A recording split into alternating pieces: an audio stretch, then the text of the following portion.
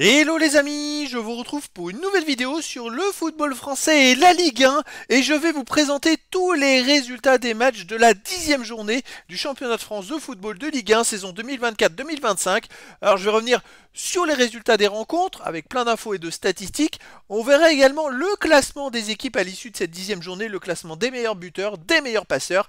Et on terminera par le calendrier de la 11e journée avec les dates et horaires des matchs, mais surtout les équipes qui s'affrontent et les positions au classement des équipes qui s'affrontent. Alors, cette 10e journée a démarré le vendredi 1er novembre et Monaco, le deuxième, a perdu à domicile et c'est une surprise contre Angers, le 15e, 1-0.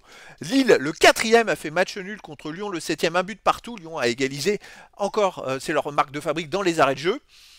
Le samedi 2 novembre, le PSG, le premier, a battu Lens, le 5e, 1-0. Brest, le 10e, a perdu à domicile contre Nice, le 8e, 1-0. Et Saint-Etienne, le 16e, a battu Strasbourg, le 9e, 2-0. Et le dimanche 3 novembre, Toulouse, le 14e, a battu Reims, le 6e, 1-0. Auxerre, le 13e, a battu Rennes, le 11e, 4-0. Auxerre a explosé Rennes.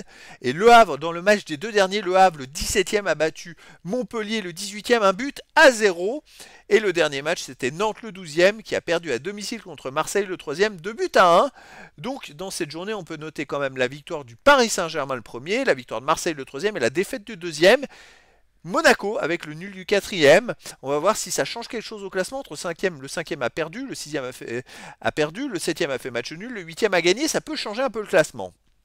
Alors dans cette journée, il y a eu donc 5 victoires à domicile, 1 nul, 3 victoires à l'extérieur, 11 buts à domicile, 5 buts à l'extérieur, pas beaucoup de buts, hein. C'est l'une des journées les moins prolifiques en buts, 16 buts seulement, 1,78 buts de moyenne par match, il n'y a pas eu de 0-0, mais quand même, on a eu quand même 5 matchs qui se terminent par 1-0. Peut-être qu'il commence à y avoir de l'enjeu justement et que ça resserre les défenses. Au niveau du classement, alors en tête, le Paris Saint-Germain toujours avec 26 points et ils ont augmenté leur avance puisque maintenant 6 points d'avance sur le deuxième Marseille 20 points, troisième Monaco 20 points, ensuite quatrième Lille 18 points, cinquième Nice 16 points, sixième Lyon 15 points. Alors Lyon, je crois qu'ils gagnent une place avec leur match nul à Lille. 7e Lens et 8e Reims, 14 points. 9e, 10e, 11e Strasbourg, Auxerre et Brest, avec 13 points. 12e Toulouse, 12 points. 13e Rennes, 11 points. 14e Nantes, Angers et Saint-Etienne qui est toujours, malgré sa victoire 2-0, qui est barragiste pour la relégation avec 10 points.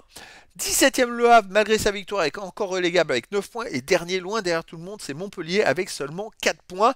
Ça va être très très compliqué pour eux. Par contre, tout est serré, hein. Vous voyez, Strasbourg, le 9e, n'a que 3 points d'avance sur Saint-Etienne, le 16e.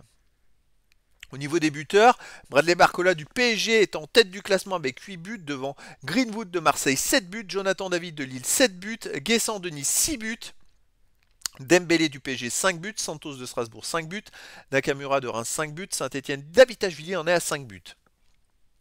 Les meilleurs passeurs, Joao Neves est à 6 passes décisives pour le PSG, Ousmane Dembélé 5 passes décisives toujours pour le PSG, Luis Enrique de Marseille 4, Ito de Reims 4 passes décisives. Ce sont les meilleurs dans ces classements. Alors le calendrier de la 10, non, ce sera la 11e journée les amis, bien évidemment.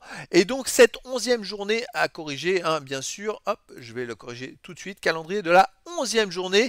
Et les matchs de la 11e journée se joueront le vendredi 8 novembre, samedi 9 novembre et dimanche 10 novembre. Voilà, c'est à souligner, toujours sur 3 journées. Et donc le vendredi 8 à 20h45, on aura Marseille le deuxième qui affrontera et qui recevra Auxerre le 10e à voir sur DAZN 1. Le samedi 9 novembre à 17h, Strasbourg le 9e recevra Monaco le 3e à voir sur Beansport 1. Lens le 7e à 19h recevra Nantes le 14e à voir sur DAZN. Et à 21h, Angers le 15e recevra le Paris Saint-Germain le 1er à voir aussi sur DAZN. Et le dimanche 10 novembre à 15h, on aura Nice le 5e qui recevra Lille le 4e à voir sur DAZN. Donc ça va être un match plutôt intéressant, je dirais dans le haut du classement, hein, franchement. À voir ce que ça va donner.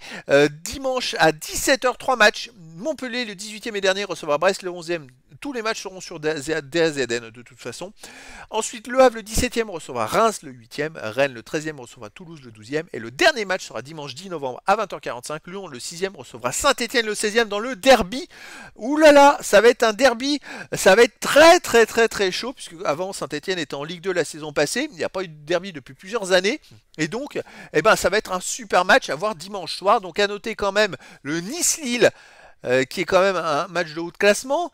Et je dirais aussi peut-être à suivre quand même Strasbourg-Monaco, parce que Monaco, ils ont chuté, puis le Marseille-Auxerre, voir si Marseille confirme, hein.